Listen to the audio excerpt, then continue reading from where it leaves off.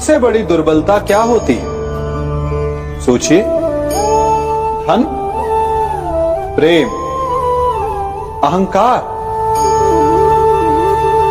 मनुष्य की सबसे बड़ी दुर्बलता होती है उसके रहस्य। चाहे आप कितने भी शक्तिशाली क्यों ना हो, कितने भी प्रबल क्यों ना हो, परंतु उसके रहस्य उसके नाश की चाबी होती है। इसलिए यदि प्रबल रहना है, शक्तिशाली रहना है, समर्थ रहना है, तो अपने रहस्य को किसी को भी ना बताएं, ना मित्र को और ना ही शत्रु को, क्योंकि समय पड़ने पर कब कौन शत्रु हो जाए ऐसा कहना संभव नहीं। विभीषण को रावण के अमृत कुंड का ज्ञात था, इसीलिए प्रभु श्री राम रावण का वध करने में सफल हो सके। इसलिए उचित यही है कि आप अपने रहस्य को स्वयं तक ही सीमित रखें। मनुष्य जीवन की परीक्षा में सफल होने के लिए क्या नहीं करता? वो परिश्रम करता है, दौड़ भाग करता है, और ये सब करने के पश्चात भी जब उसका काम नहीं बनता तो वो नकल करता है ना? तनिक लौटिए अपने बचपन में, स्मरण कीजिए अपने बचपन की स्मृतियों का। क्या स्मरण हुआ? विद्यालय में जब आप परीक्षा देने जाते थे तो क्या होता था? आप ना सही, परंतु कोई ना कोई सफलता पाने के लिए नकल करता ही था और उत्तीर्ण भी हो जाता था, है ना? परंतु जीवन की परीक्षा ऐसी नहीं होती। नकल करने वाला सफल नहीं होता। कारण विद्यालय में सबके प्रश्न पत्र एक होते थे, परंतु जीवन के प्रश्न पत्र और उनकी कठिनाई सबके लिए भिन्न होती, तो निश्चित रूप से उनके उत्तर भी भिन्न होंगे ना। इसलिए यदि आपको जीवन में सफलता पानी है तो नकल ना कीजिए, स्वयं के प्रश्नों का उत्तर स्वयं ढूंढिए और सफलता आपकी ही होगी। मनुष्य का जीवन हार और जीत, विजय और पराजय, सफलता और असफलता के मध्य झूलता रहता है। आपके साथ भी ऐसा होता होगा, है ना? जब आप सफल होते हैं, किसी चुनौती पर विजय पाते हैं, तो मन प्रसन्नता से आनंद के उपवन में झूमने लगता है, और जब आप असफल होते हैं तब मन दुख और पीड़ा के सागर में डूबने लगता है। परंतु वास्तव में सफलता और असफलता है क्या? तनिक ध्यान से सोचिए। ये केवल हमारी मनोस्थिति मात्र है। हमारी पराजय तब नहीं होती जब हमारा शत्रु विजय प्राप्त कर ले।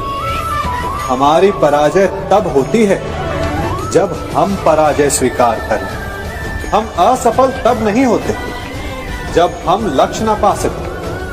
हम असफल तब होते हैं जब हम प्रयास करना बंद कर दें। इसलिए प्रयास करते रहें और हार ना माने, क्योंकि जिस दिन आप हार स्वीकारना बंद कर देंगे, जीत आपके चरणों में होगी। सबने बरगद के वृक्ष को तो देखा ही होगा। क्या आपको ज्ञात है, बरगद के वृक्ष के बीज का आकार राई से भी छोटा होता है, परंतु बरगद का वृक्ष संसार के महाकाय वृक्षों में जाना जाता है।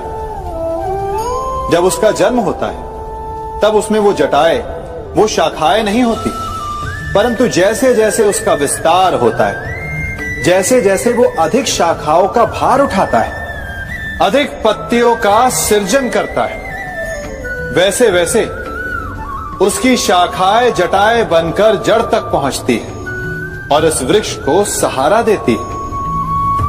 ये जीवन का बहुत महत्वपूर्ण पथ है। बिना लोभ लालच शुभ कार्य करें, अन्य लोगों की सहायता करें। धीरे धीरे आपने जिनकी सहायता की वो आपके सहायक बनते जाएं, आपकी जड़ों को और बलशाली बनाएंगे।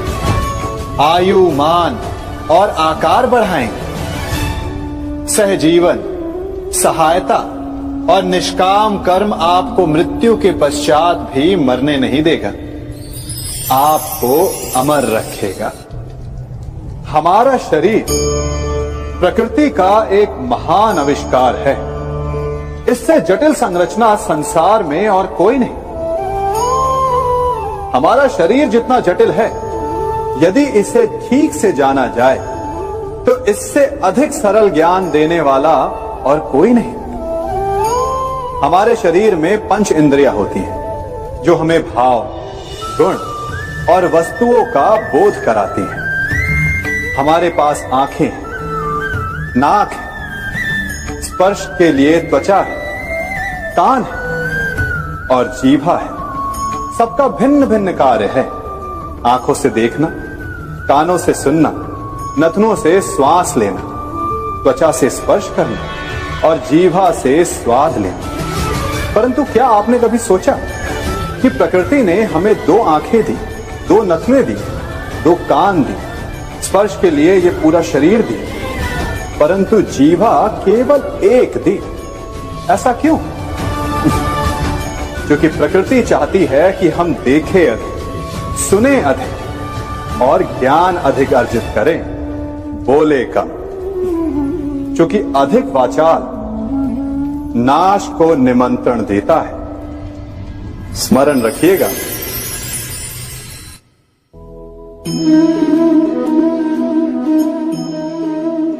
ये सदा यही कहते आए कि यदि आगे बढ़ना है तो अपनों का साथ दो।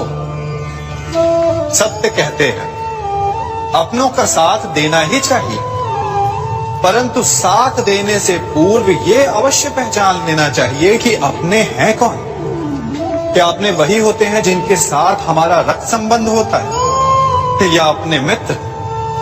अपने वो होते हैं जो हमें सद्कार्य के लिए प्रेरित करें, हमें आगे बढ़ाएं, हमारा साथ दें।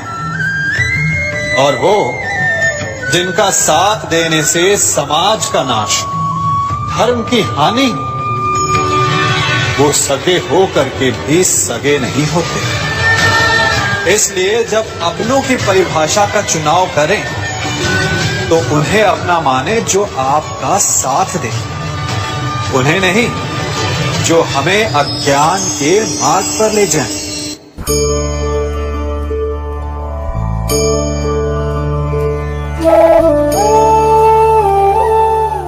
आप जिनसे प्रेम करते हैं, सदा उनके समीप रहना चाहते हैं, नहीं चाहते कि कभी अपनों से दूर होना पड़े, बिछड़ना पड़े।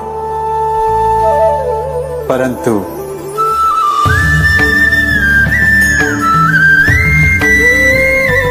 एक समय के पश्चात अपनों से दूर हो जाना उन्नति के लिए आवश्यक है।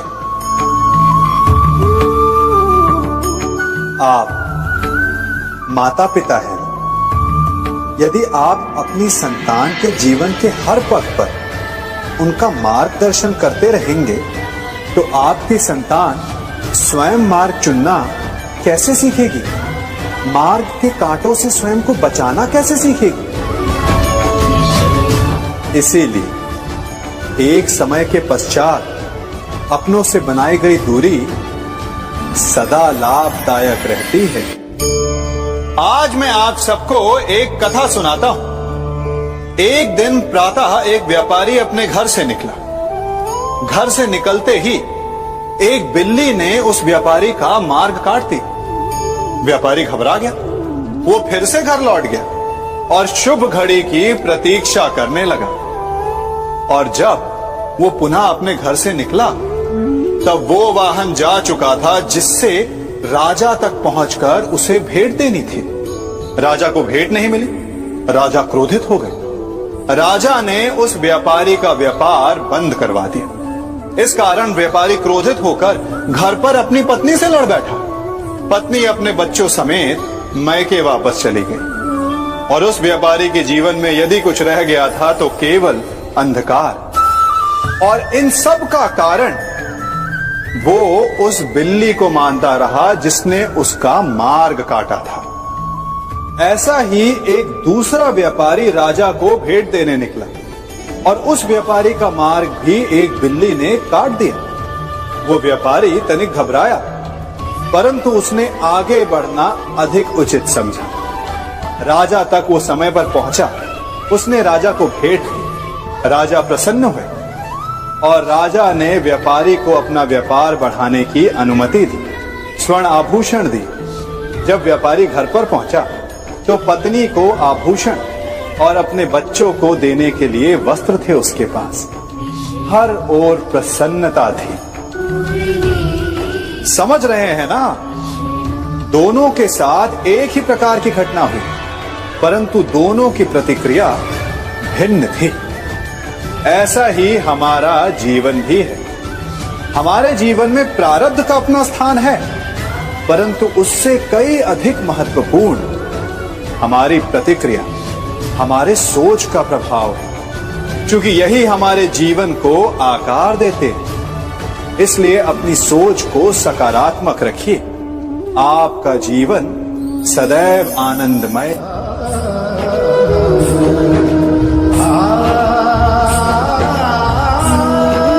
हम सभी अपने जीवन में कोई ना कोई कार्य करते हैं। कार्य करते हैं तो थकान की अनुभूति होती है, और यदि थकान ना उतरे तो कार्य करने का मन नहीं करता।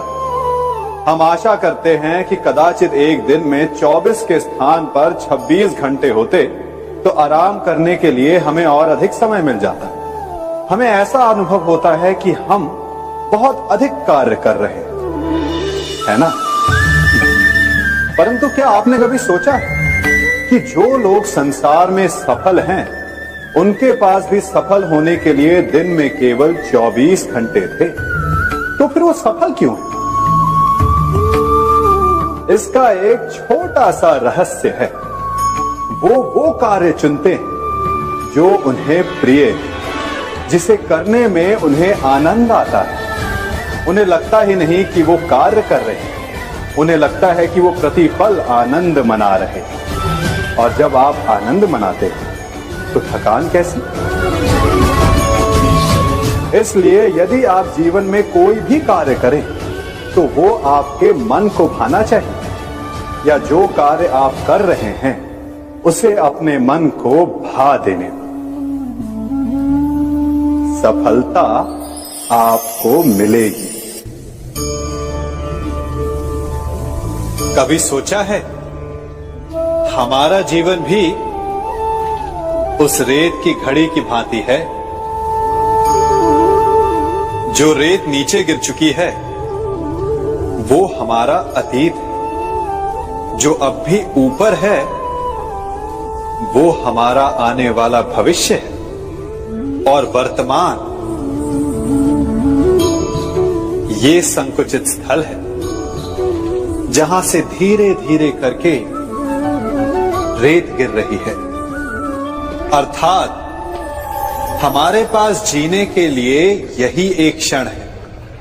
उसका उपयोग कैसे करना है ये हम पर निर्भर करता है। जो बीत गया उसका दुख मनाना है, या जो भविष्य में होने वाला है उसकी प्रतीक्षा में क्रोध करना है। सब कुछ करने के लिए यही एक क्षण है।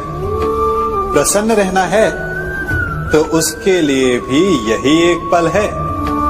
प्रतीक्षा करते रहोगे तो ये पल भी भूतकाल में बदल जाएगा। इसलिए आनंद के लिए, परोपकार के लिए प्रतीक्षा ना कीजिए। आपके पास जो पल है उनका भरपूर सदुपयोग कीजिए, क्योंकि इस घड़ी को पलटकर आप फिर से समय अवश्य गिन सकते हैं, परंतु अपना बीता हुआ समय आप वापस नहीं लौटा पाएंगे। मनुष्य भी बड़ा विचित्र प्राणी है। अपनों से नीचे के स्तर के लोगों को वो हे दृष्टि से देखता है, उनका उपहास उड़ाता है, उनसे बार बार कहता है कि तुम्हारा कुछ नहीं हो सकता, तुम भविष्य में कुछ नहीं कर पाओगे। जब मनुष्य के पास धन संपत्ति मान होता है तो वो दूसरों का आदर नहीं करता, परंतु वो एक बात भूल जाता है कि उससे भी अधिक शक्तिशाली कोई अस्तित्व में है, और वो है समय। काल काल अपना चक्र कब बदलेगा ये कोई नहीं जानता। समय अपनी करवट कब लेगा ये कोई नहीं जानता। कोयला भी समय के साथ साथ हीरे में परिवर्तित हो जाता है। इसलिए जीवन में कभी भी किसी का भी उपहास नहीं उड़ाना चाहिए।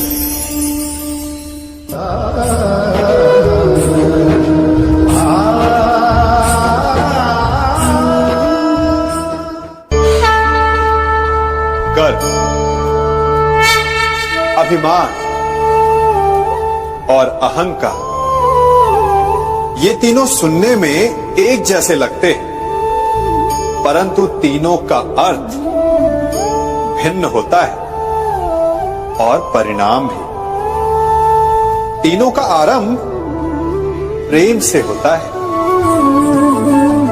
स्वयं से प्रेम, परिश्रम हमारे मन में गर्व को जन्म देता है और सफलता अभिमान जगाती है। यहां तक ठीक है, परंतु जब ये भावना अहंकार बन जाती है तब वो समस्या बन जाती है, क्योंकि सबसे बुरा अंत अहंकारी का ही होता है। परंतु मनुष्य के लिए पहेली यही है कि पहचाना कैसे जाए कि अहंकार जग गया है और उसका दमन आवश्यक है। इसका उत्तर मैं नहीं, आपका मन देगा। जब तक आप स्वयं से प्रसन्न हैं, जब तक आप सबसे ऊंचा उठने का प्रयास कर रहे हैं, तब तक ठीक है। परंतु जब आपके मन में दूसरों को नीचा समझने का भाव आ जाए तो सावधान हो जाइए, क्योंकि यही अहंकार है जो वास्तव में